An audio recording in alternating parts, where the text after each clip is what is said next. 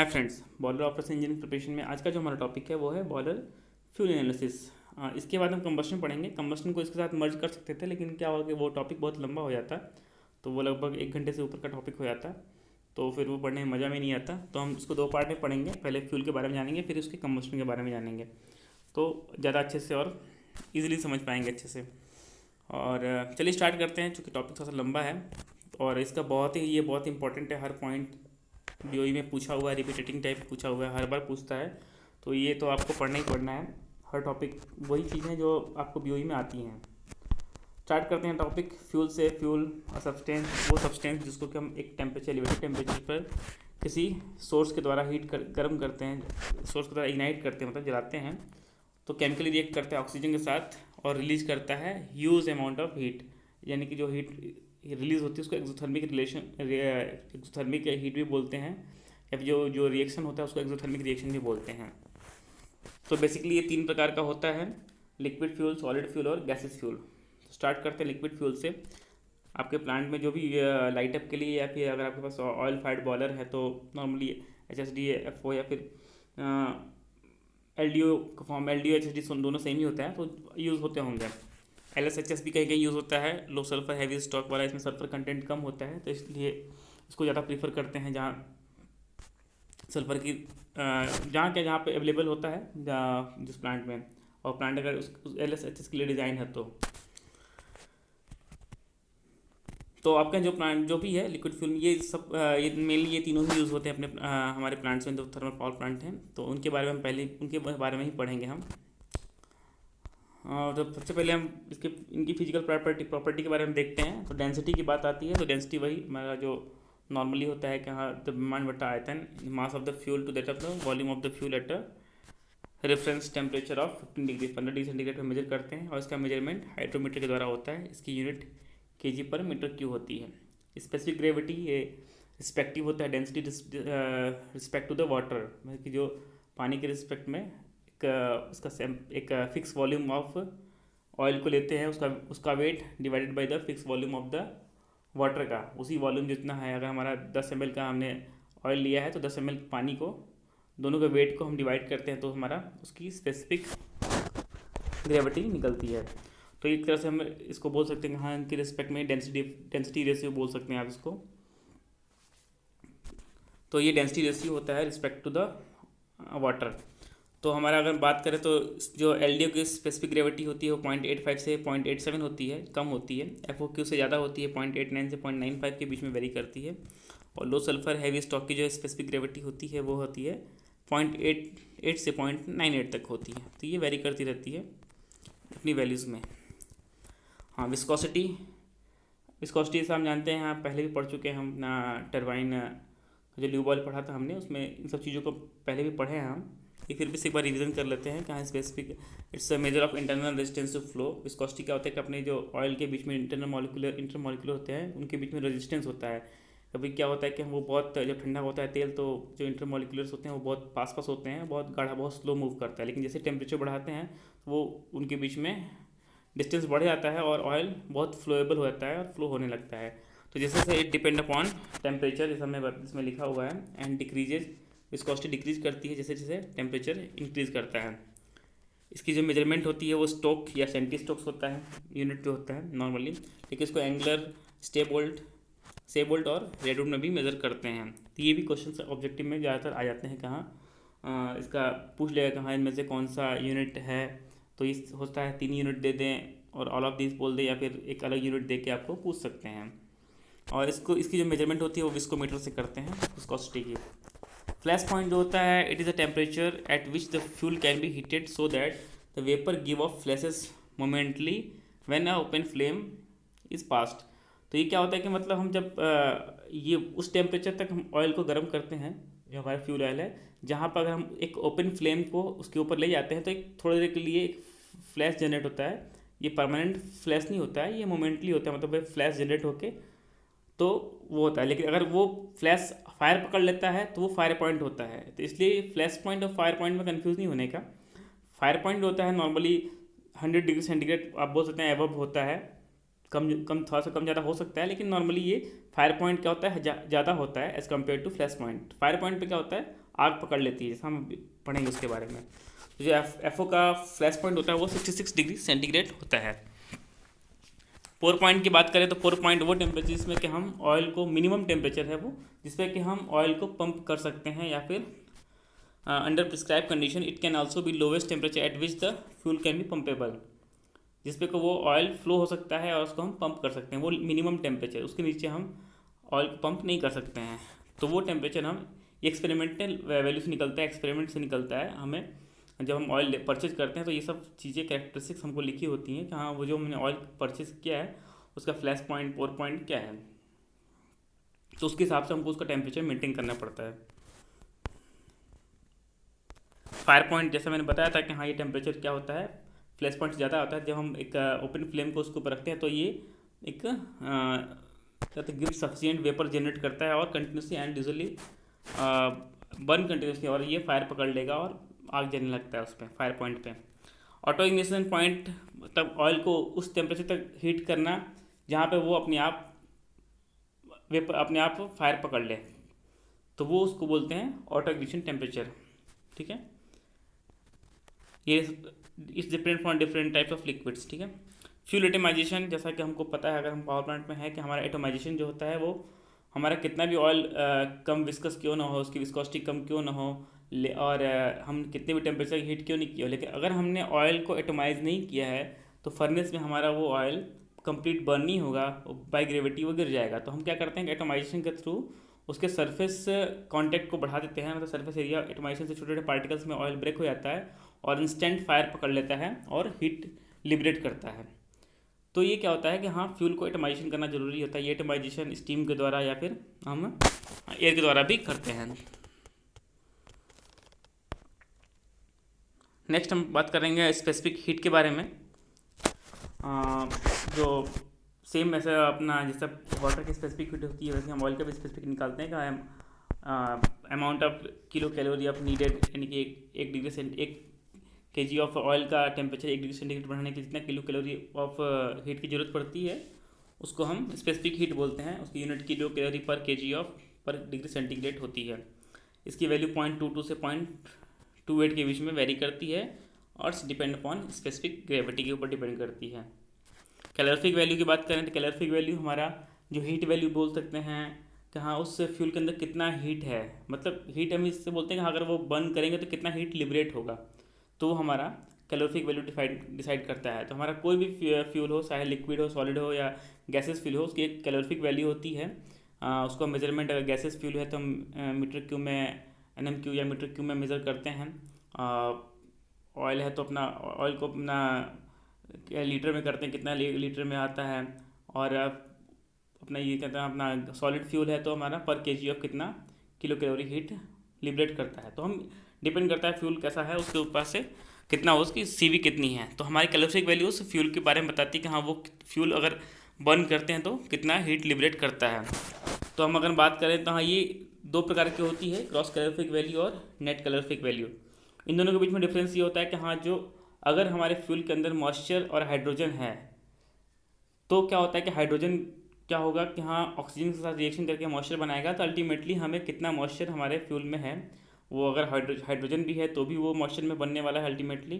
तो वो हाइड्रोजन के द्वारा बना हुआ मॉइस्चर प्लस जो उसके अंदर मॉइस्चर है, उन दोनों के द्वारा जो वो दोनों जब मॉइस्चर बनेंगे वो 100 डिग्री सेंटीग्रेड के बाद कितना टेम्परेचर ले करके वो वेपराइज हो जाती है, वो कितना लेटेंट हीट लेती है, वो हीट हमारे किसी काम का नहीं होता है फर्नेस में, उससे हमारा कोई वो हीट अनयूटिलाइज होती है। तो हम क्या करते हैं कि उस हीट को हम रिड्यूस कर देते हैं ग्रॉस कैलोरीफिक वैल्यू से।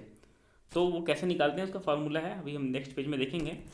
तो अभी हम GCV की बात करेंगे। NCV क्या होता है कि हमारा नेट कैलोरीफिक वैल्यू होती है, हम लेटेंट हीट द्वारा मॉइस्चर और हाइड्रोजन द्वारा निकाल देते हैं उसमें से।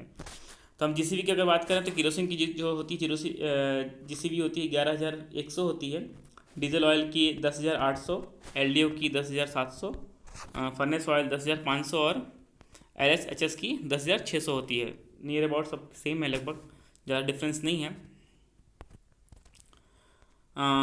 GCV जैसा मैंने बताया था कि हाँ GCV और NCV के बीच में रिलेशन ये होता है GCV is equal to NCV plus 584 latent heat होता है 584 into 9H2 percentage of hydrogen कितना है उसमें, उसके द्वारा 9 से मल्टीप्लाई करके प्लस मॉइस्चर डिवाइडेड बाई 100।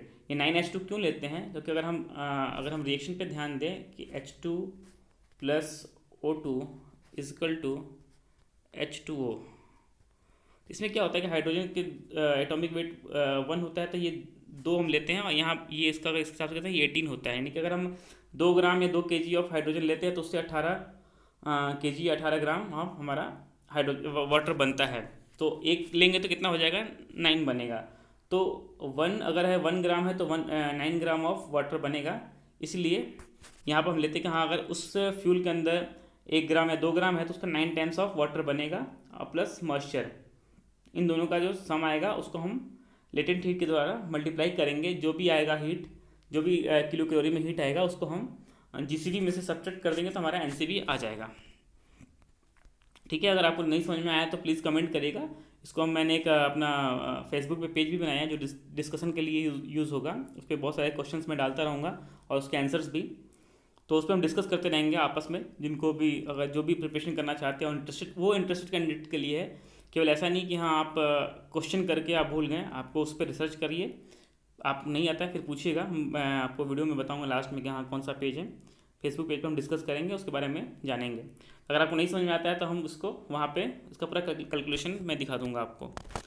ठीक है, उसके बाद सल्फ़र के बारे में बात करें तो the amount of sulphur in the fuel depend upon the source of crude oil and also ledger amount of the refining process. जो हमारे अंदर फ्यूल के अंदर सल्फ़र होता है वो डिपेंड करता है कि हाँ वो क्रूड ऑयल कैसे कहाँ से है, और रिफाइनिंग प्रोसेस के द्वारा भी थोड़ा सा उसमें सल्फ़र ऐड हो जाता है।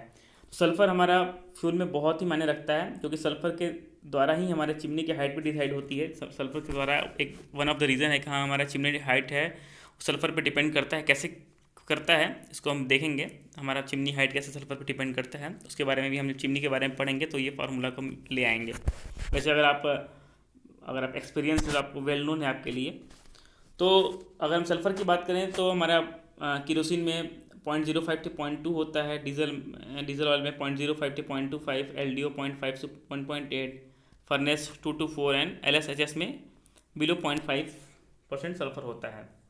एस कंटेंट की बात करें तो एस बहुत ही कम होता है लिक्विड फ्यूल में। अगर डिस्टिल्ड फ्यूल है तो उसमें नेग्लिबल रहेगा। अगर रेजिडुअल फ्यूल है सर्कुलेशन में यूज़ होता है, काफ़ी टाइम से रखा हुआ है, तो काफ़ी टाइम से ऑयल रखने पर भी थोड़ा सा या फिर हीटिंग के द्वारा उसमें ऑक्सीडेशन होते रहते हैं धीरे धीरे, तो उसमें 0.03 से 0.07% तक उसमें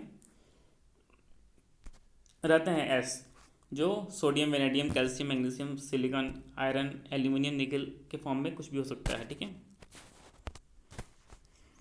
कार्बन रेजिडुअल की बात करें तो ये क्या होता है कि हमारा अगर हम बर्न करते हैं बर्नर के द्वारा, तो बर्नर में अगर हम बात करें बर्नर की, ये हमारा फ्लेम है, तो ये क्या रेजिडुअल यहाँ डिपॉजिट हो जाता है। अगर हमारा प्रॉपर एटोमाइजेशन नहीं हुआ है या फिर फ्यूल टेम्परेचर वो टेम्परेचर नहीं अचीव हो पाया है जहाँ पर हम पूरा फ्लोबिलिटी मिले, तो क्या होता है कि यहाँ पर सूट के फॉर्म में ये डिपॉजिट हो जाता है, तो उसको हम बोलते हैं कहाँ कार्बन रेजिडुअल।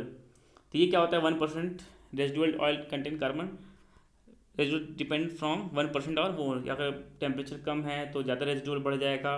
तो उसको हम यही ऐसे ही होता है जब हम गन लेते हैं तो नॉर्मली अगर हमारा ऑयल फायर्ड नहीं है बॉयलर, मतलब से PF फायर्ड है या फिर अपना लाइट अप करते हैं उस कंडीशन पे, तो हम गन लेने के बाद हम उसको पर्ज आउट करते हैं ताकि जो रेजिडुअल अगर डिपॉजिट हुआ है तो वो चला जाए अंदर फर्नेस के अंदर। अगर हम एक चीज़ और बताना चाहता हूँ, अगर हम बर्नर लेते हैं, बर्नर का एग्जांपल लेते हैं, तो यहाँ पर जो हमारा बर्नर टिप होता है वहाँ CO2 की मात्रा होती है, CO2 फॉर्मेशन होता है। उसके बाद जो इसके नीचे अंदर की फॉर्म होता है, अगर हम बर्नर का ड्राइंग पूछता है तो यहाँ CO होता है, उसके बाद हमारा नीचे आता है बीच में H2O आता है, फिर आता है सल्फर डाइऑक्साइड SO2 N2 और यहाँ पर कार्बन सूट। ठीक है, इसका डायग्राम भी मैं डाल दूंगा उस पेज पे, ज़्यादा आपको परेशान होने की ज़रूरत नहीं है। ठीक है, वाटर कंटेंट की बात करें तो बहुत कम होता है। अगर इसमें हीटिंग के द्वारा या हमने टेम्परेचर मेंटेन करके रखा है, तो अगर वेपर्स आते हैं तो उसके द्वारा ही होता है, बाकी कूलिंग इफेक्ट वगैरह मॉइस्चर आना है, बाकी ऑयल में ज़्यादा मॉइस्चर होता नहीं है, तो इसकी मैक्सिमम लिमिट जो होती है वो 1% होती है। टर्न डाउन रेशियो, अगर हमने गन की बात की है तो टर्न डाउन रेशियो हमको पता होना चाहिए।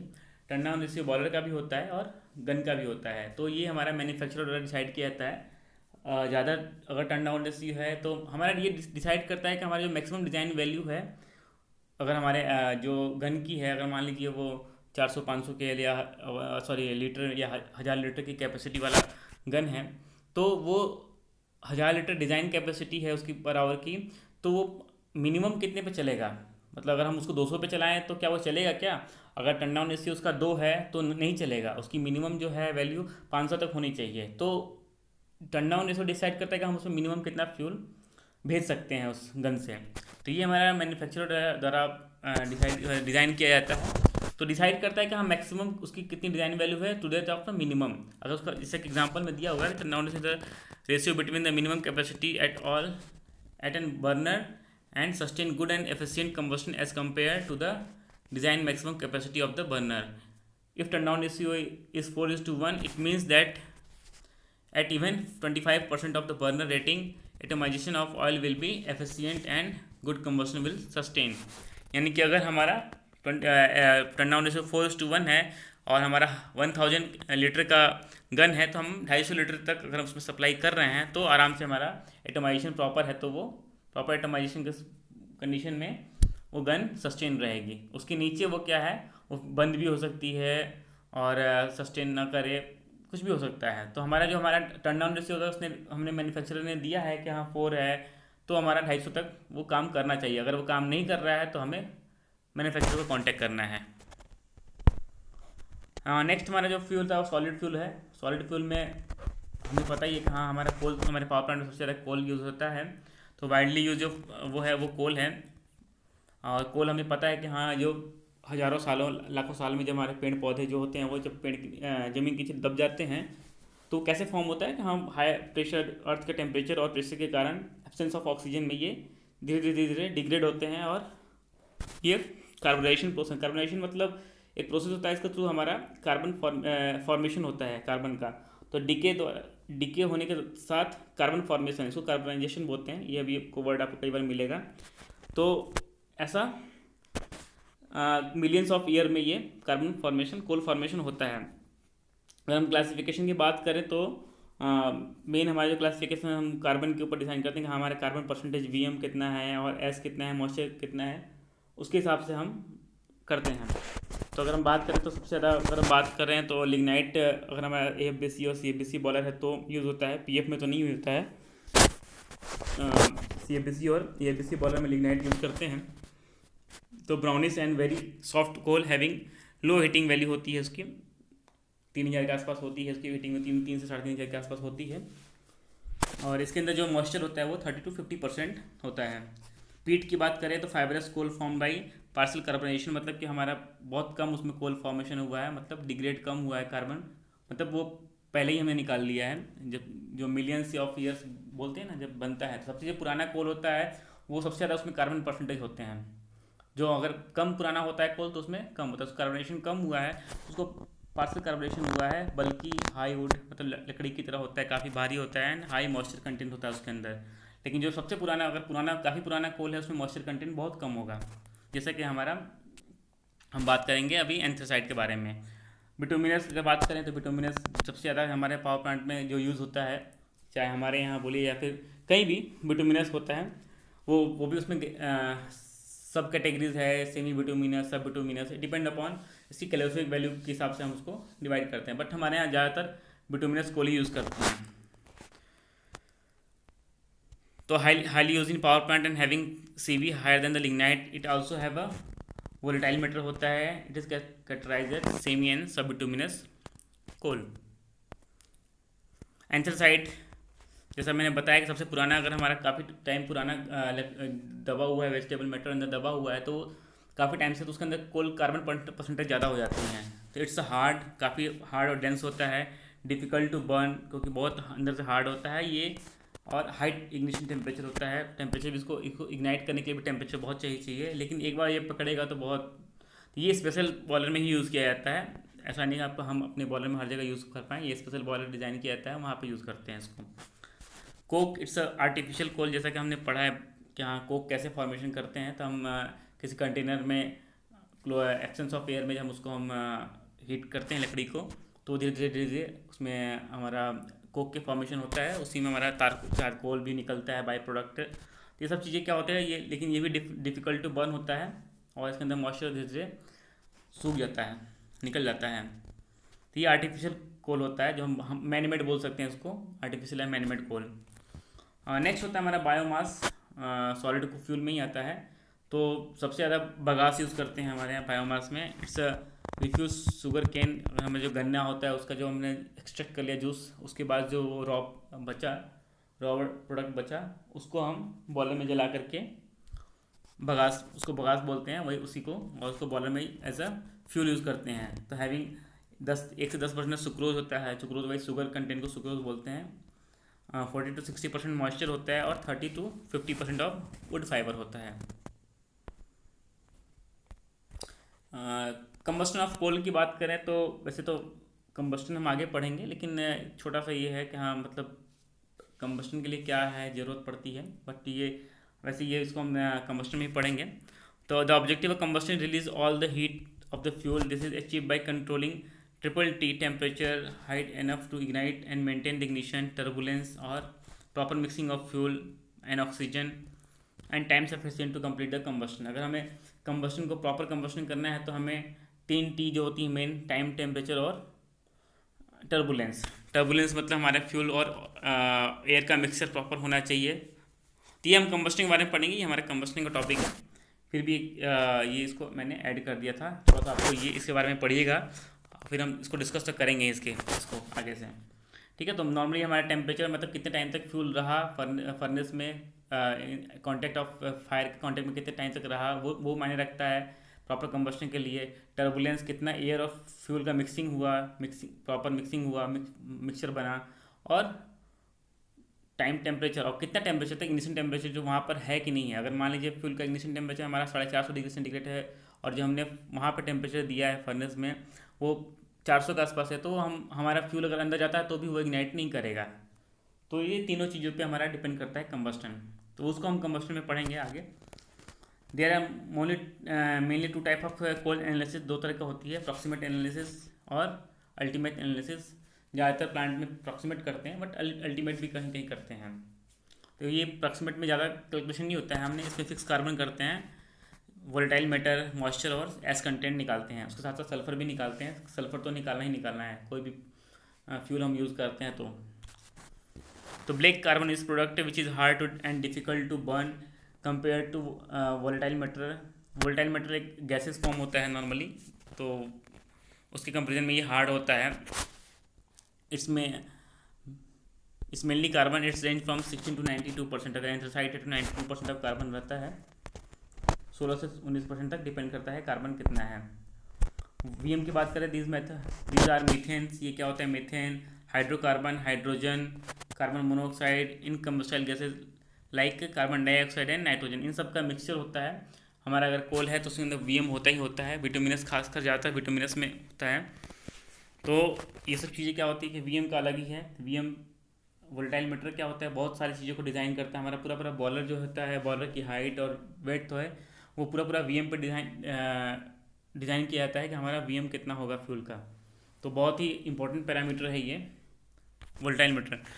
तो ये क्या क्या डिपेंड करता है, proportionally increase flame length and help easy ignition of. ये अगर वोलेटाइल मैटर है तो ये क्या होता है, गैसेस फॉर्म में से फ्लेम का लेंथ बढ़ जाता है। अगर जैसे हम एंथ्रासाइड की बात करते हैं तो उसके अंदर वीएम कम होता है, इसलिए उसकी फ्लेम लेंथ क्या होती है, कम होती है as compare to bituminous. Set minimum limit of furnace height and volume, जैसा मैंने बताया कि हाँ इसके हमें अगर बॉयलर डिज़ाइन किया जाता है तो हमें पता पहले ही पूछा जाता है कि हम कौन सा कोयला यूज़ कर रहे हैं। तो हम मैन्युफैक्चरर को बताते हैं तो वो बताता है कि उसमें एक वीएम का रेंज रखता है कि हमारे अंदर वीएम 30% रहेगा या 40-35% रहेगा। उस वीएम के हिसाब से है उस बॉयलर का हाइट और वेड्थ और डेप्थ जो है, लंबाई, चौड़ाई, ऊंचाई सब डिज़ाइन की जाती है। Influence secondary air requirement and distribution ratio. उसके बाद क्या है, इन्फ्लुएंस सेकेंडरी ऑयल सपोर्ट या ऑयल सपोर्ट, ऑयल रिक्वायरमेंट है, कितना ज़रूरत है नहीं है, ये डिपेंड बहुत कुछ अपना, अगर वीएम है तो उसके ऊपर डिपेंड करता है, हाई वीएम लो वीएम पे बहुत टेम्परेचर पे डिपेंड करता है कि हमको कितना एयर सप्लाई देना है कितना नहीं देना है। कोयला अगर कम है, वीएम ज़्यादा, ऐसा पॉसिबल नहीं है, लेकिन अगर वीएम बहुत ज़्यादा है तो क्या हो जाएगा, उसका उसमें उस कंपेरिजन में कंपेरेटिवली कोल कम रहेगा, तो उसमें क्या होता है कि हमारा फिर सेकेंडरी ईयर रिक्वायरमेंट कम हो जाती है as compare to low VM वाले कोल में। एस कंटेंट की बात करें तो एस कंटेंट 5 से लेकर 40% होता है। इससे इम्प्योरिटी जो कि हमारा सब कुछ जलने के बाद, वीएम जलने के बाद, कोल जलने के बाद जो बाई लास्ट प्रोडक्ट बनता है, जिसमें कुछ मात्रा ऑफ अनबर्न कार्बन भी होता है, लेकिन अनबर्न कार्बन को हटा देते हैं तो हमारा जो सब कुछ पूरा कंप्लीट कंबस्टन होने के बाद जो प्रोडक्ट बचता है, जो कि अनकम्बस्टाइल होता है, उसको हम एस बोलते हैं। एस के कुछ फीचर्स होते हैं, जो कि सबसे मेन फीचर होता है काज क्लिंकराइजेशन एंड स्लैगिंग। अगर हमारा एस का टेम्परेचर भी होता है कि हाँ कुछ अगर एस का टेम्परेचर AFT हम डिसाइन करते हैं कि हाँ एस का टेम्परेचर एक कम टेम्परेचर पे फ्यूजन होता है उसका, तो वो कोल हम कम प्रेफर करते हैं। जैसे अगर मान लीजिए कि एस AFT जो हमारा एस फ्यूजन टेम्परेचर जो है 1000 या 1100 है, तो हम उसको PF बॉयलर में प्रीफर नहीं करते हैं। हम ज़्यादा से ज़्यादा higher side of ash fusion temperature कोशिश करते हैं कि हो, क्योंकि हमारा जो जहाँ पर हमारा फायरिंग पॉइंट होता है हमारा PF बॉयलर का, वो 1500 से 1600 1400 से 1500 के बीच में होता है, जबकि हम इसको CFBC में यूज़ कर सकते हैं क्योंकि वहाँ पे 1000-1200 के आसपास टेम्परेचर होता है। तो ये सब चीज़ें हैं, कहाँ कौन सा कोल कहाँ यूज़ करते हैं, तो ये डिपेंड करता है एस फ्यूज़न टेम्परेचर। और अगर एस का फ्यूज़न होता है तो वो स्लैगिंग करेगा, पूरे पूरे बॉयलर में चिपक जाएगा और क्लिंकर फॉर्म करेगा। अगर हमारा लो AFT है तो AFBC और CFBC बॉयलर में क्लिंकर फॉर्मेशन करता है। मॉइस्चर कंटेंट की बात करें तो it decreases heat content due to the replacement of combustible matter from 0.5 to 30%। जैसा हमने बताया था कि हाँ ये अगर मॉइस्चर जितना ज़्यादा रहेगा, लेटेंट हीट उतना ही ज़्यादा रिलीज़ होगा, तो उस कोल की CV उतनी ही कम होती जाएगी। तो नेट कैलोरीफिक वैल्यू अगर हमारा जैसा हमने देखा था ना, gross calorific value is equal to net calorific value plus hydrogen plus moisture into latent heat. तो हमारा जितना मॉइस्चर ज़्यादा होगा उतना लेटेंट हीट के रूप में वो हीट वेस्ट हो जाएगी, तो हमारा जो CV है वो कम हो जाएगा। तो हम कम मॉइस्चर कोल ज़्यादा प्रीफर करते हैं as compare to the high moisture coal. हाँ, अगर मॉइस्चर है तो कोल अगर फाइन्स ज़्यादा है तो थोड़ा बाइंडिंग में एक इसका एडवांटेज भी है कि हाँ वो कोल बाइंड फॉर्म में रहेगा, और ये रेडिएशन हीट ट्रांसफ़र करता है, क्योंकि रेडिएशन हीट ट्रांसफर में बहुत ज़्यादा मत, क्योंकि एक मीडियम की ज़रूरत पड़ती है। तो अगर ये वेपर फॉर्म में होता है तो एक वेपर फॉर्म में हीट ट्रांसफ़र को ऐसा without contact as air medium में रेडिएशन हीट ट्रांसफ़र करता है एक जगह से अपने रेडिएशन जोन में। सल्फर कंटेंट की बात करें तो इसका रेंज 0.5 से लेकर 1% या कहीं कहीं कुछ 1 से भी ज़्यादा होता है, लेकिन हमारा जो टारगेट होता है वो बिलो 1 होता है। अफेक्ट क्लिंकराइजेशन एंड स्लैगिंग, सल्फर के द्वारा क्लिंकर और स्लैगिंग फॉर्मेशन होता है। चिमनी को करोड कर देता है अगर मेटल चिमनी है तो। And other equipments limit flue gas exit temperature, यानी कि हमारा सॉक्स लिमिट जो है हम डिस्कस कर चुके हैं फ्लू गैस के बारे में, फ्लू गैस के चैप्टर में, कि हमारा सॉक्स की जो लिमिट होती है वो सल्फर के द्वारा डिसाइड होती है कि हमारा सॉक्स कितना सल्फर यूज़ करना है, कितना सल्फर वाला कोल यूज़ करना है। अगर ज़्यादा सल्फर है तो हम बताए थे ना कि उसमें हमने डिस्कस किया था कि हाँ उसमें हम लाइम की डोजिंग करते हैं CFBC और AFBC बॉयलर में, लेकिन हायर सल्फर कोल हम PF में यूज़ नहीं कर सकते हैं। उसके लिए अगर ऐसा यूज़ करते हैं तो फिर हमारा अलग प्रोसेस होता है। हमने इसको डिस्कस किया है अपने लास्ट वीडियो में, उसको ज़रूर देखिएगा। अल्टीमेट एनालिसिस की बात करें तो ये सब इसमें कार्बन, हाइड्रोजन, सल्फर, मॉइस्चर और ऑक्सीजन और नाइट्रोजन, ये सब चीज़ें इंडिविजुअली कैलकुलेट की जाती हैं सबका, और सबका परसेंटेज अगर हम बात करें तो जैसा आपको दिख रहा है कि हाँ इंडियन कोल और इंडोनेशियन कोल में कंपेरिजन है, कार्बन इंडियन में ज़्यादा कम होता है, इंडोनेशियन में ज़्यादा होता है। तो ज़्यादातर हमारा बहुत सारे प्लांट में इंडोनेशियन कोल ज़्यादा यूज़ करते हैं, तो दोनों में के बीच में स्ट्रेट कंपेरिजन है, ज़्यादा कुछ इसमें डिस्कस करने लायक नहीं है। आप देख सकते हैं हाँ क्या क्या कैसा कैसा होता है डिफरेंसेस। हाँ एक ये टॉपिक है कि हाँ टाइप ऑफ सैम्पल एनालिसिस होता है, ये बहुत पूछता है, बहुत बार आया हुआ है, और इंटरव्यू में तो पूछता है। अगर कोलियार्ड में या फिर कि क्या है कि इंटरव्यू में ये चाहे आप BOE का इंटरव्यू दें या फिर कहीं भी दें, आपको पूछते ही, अगर आपको कोल सेक्शन में जाएगा तो हाँ पूछेंगे कि हाँ सैंपल कैसे आपका आता है, रिजल्ट कैसे लेते हैं, एडीबी पे है, एआरबी पे है। तो solid fuels are tested by taking sample by depends upon moisture. हमारा मॉइस्चर है तो उसमें दो तरह के मॉइस्चर होते हैं, एक सरफेस मॉइस्चर होता है और इनहेरेंट मॉइस्चर होता है। तो सरफेस मॉइस्चर तो सुखाने से कुछ दिन बाद रखने पर निकल जाता है, लेकिन इनहेरेंट मॉइस्चर जल्दी नहीं निकलता है। तो इन दोनों का मॉइस्चर पे कैसे डिपेंड करता है, तो एज रिसीव, जैसे कि हम सैंपल रिसीव करते हैं उसमें क्या होता है कि दोनों मॉइस्चर होते हैं, सरफेस मॉइस्चर भी होता है और इनहेरेंट मॉइस्चर भी होता है। जब हम उसको एयर ड्राई के हवा के द्वारा ड्राई करते हैं तो उसमें क्या होता है, सरफेस मॉइस्चर उड़ जाता है बट इनहेरेंट मॉइस्चर रहता है। लेकिन अगर हम ड्राई बेस पे करते हैं एकदम, तो ड्राई बेस पे क्या होता है कि हाँ उसमें न इनहेरेंट मॉइस्चर होता है ना सरफेस मॉइस्चर होता है। तो हमें वहाँ पता चलता है ड्राई बेसिस पे कि हमारे अंदर, हमारे कोल के अंदर कितना मॉइस्चर था जो हमने डाला है, फर्नेस में डाला है। तो ये डिफरेंस बताता है ये ड्राई बेसिस और एयर एजरेसिव बेसिस के बीच में, क्योंकि हम एजरेसिव वाला ही कोल फर्नेस में डालते हैं मोस्टली। तो हमारा ये पता चलता है कि हाँ ड्राई बेसिस में और एयर एजरेसिव बेसिस में कितना डिफरेंस था, वो मॉइस्चर हमें पता चलता है कि हमने जो कोल रिसीव किया है या फर्नेस में डाला उसमें कितना मॉइस्चर था। तो इनके बीच में रिलेशन होता है, जैसा कि आप देख पा रहे हैं कि हाँ अगर हमको एयर ड्राई बेसिस करना है और एयर एजरेसिव बेसिस दिया हुआ है, तो एजरेसिव बेसिस को मल्टीप्लाई कर देंगे 100 minus I M upon 100 minus T M. यानी कि फर्स्ट जो रो है, अगर आपको इजी टू याद करना है तो फर्स्ट रो को हमें एजरेसिव बेसिस को 100 माइनस टी एम ने टोटल मॉइस्चर, जो उसमें टोटल मॉइस्चर होता है 100 माइनस टी एम से डिवाइड कर देंगे, और ऊपर वाला जो है एज ड्राई बेसिस, यानी कि इसमें क्या होता है इनहेरेंट मॉइस्चर होता है तो 100 minus inherent moisture divided by 100 minus total moisture. Same वहीं पे ड्राई बेसिस में कोई भी नहीं होता है, ना कोई भी मॉइस्चर नहीं होता, तो 100 divided by 100 minus T M, और यहाँ पे तो 1 रहेगा। सेम वहाँ पे एयर ड्राई बेसिस में 100 माइनस आई एम से डिवाइड कर देंगे तीनों को, तो ड्राई में तो सेम रहेगा 100 minus I M upon 100 minus I M 1। और अगर ड्राई बेसिस में यहाँ बात करें तो 100 होता है माइनस कोई भी मॉइस्चर नहीं डिवाइडेड बाई एयर ड्राई वाला 100 माइनस आई एम। तो बहुत इजी है, एक बार आपको बस एक फिनोमिना बनाना है और बहुत आसान है निकालना, ठीक है। तो इनके द्वारा आप कन्वर्जन कर सकते हैं इसी के बीच में। गैसेस फुल के बारे में बात करें, it is classified into 2 different categories. Natural gas जो हमें इजीली वहाँ से मिलता है जहाँ पे हम अपना क्रूड ऑयल के लिए हम डिगिंग करते हैं, तो सबसे जो क्रूड ऑयल के ऊपर का जो पोर्शन था वहाँ पे गैस होती है, उसको हम नेचुरल गैस बोलते हैं, और उसमें मोस्टली मीथेन होता है, तो हम उसको यूज़ करते हैं एज उसकी भी सीवी काफ़ी होती है, 6000 से लेकर 12,500 तक होती है। तो the gas come out naturally from the bearing area, it mainly contain marsh gases, यानी कि मीथेन गैस बोलते हैं, which small amount of other gases such as ethane, ethylene, acetylene etcetera.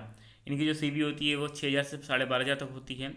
अगर हम बात करें तो मीथेन उसमें 80% होता है, एथिलीन जो होता है 18%, नाइट्रोजन 2 to 3% और ऑक्सीजन 0.2 से 0.5% होता है।